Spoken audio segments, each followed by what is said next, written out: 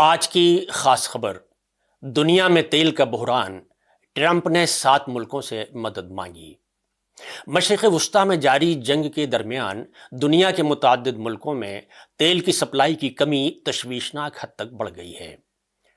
آبنائے ہرمز کے مسئلے کو حل کرنے کے لیے امریکی صدر ڈونالڈ ٹرمپ نے 7 ملکوں سے اپیل کی ہے کہ وہ آبنائے ہرمز کو کھلا رکھنے میں مدد کے لیے اپنے جنگی جہاز بھیجیں، لیکن ابھی تک کسی ملک نے واضح رضامندی نہیں دی ہے۔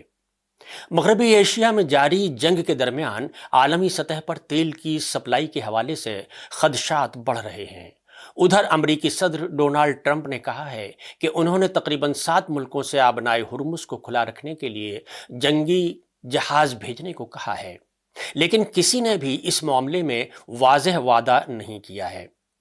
ایئر فورس ون پر واشنگٹن واپسی کے دوران صحافیوں سے گفتگو کرتے ہوئے ٹرمپ نے کہا کہ یہ سمندری راستہ ان ممالک کے لیے اہم ہے جو مغربی ایشیا سے تیل درآمد کرتے ہیں۔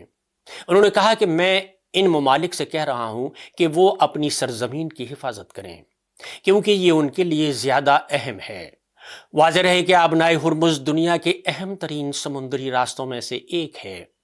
دنیا کی تیل کی تجارت کا تقریباً 5واں حصہ عموماً اسی سے ہو کر گزرتا ہے۔ جنگ نے اس راستے کی حفاظت کے حوالے سے خدشات کو جنم دیا ہے اور تیل کی قیمتوں میں بھی تیزی سے اضافہ ہو رہا ہے۔ ٹرمپ نے کہا ہے کہ امریکہ کو اس راستے کی اتنی ضرورت نہیں ہے کیونکہ اس کے اپنے تیل کے ذرائع ہیں۔ انہوں نے یہ بھی دعویٰ کیا کہ چین اپنا 90% تیل اسی راستے سے، جبکہ امریکہ کو یہاں سے بہت کم ملتا ہے۔ آپ کو بتاتے چلیں کہ ٹرمپ پہلے ہی کئی ممالک سے اس مشن میں شامل ہونے کی اپیل کر چکے ہیں۔ ان میں چین، فرانس، جاپان، جنوبی کوریا اور برطانیہ شامل ہیں۔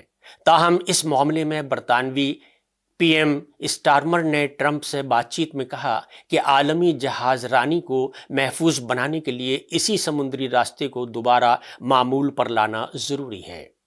تاہم اب تک برطانیہ نے اپنے جنگی جہاز بھیجنے کا فیصلہ نہیں کیا ہے۔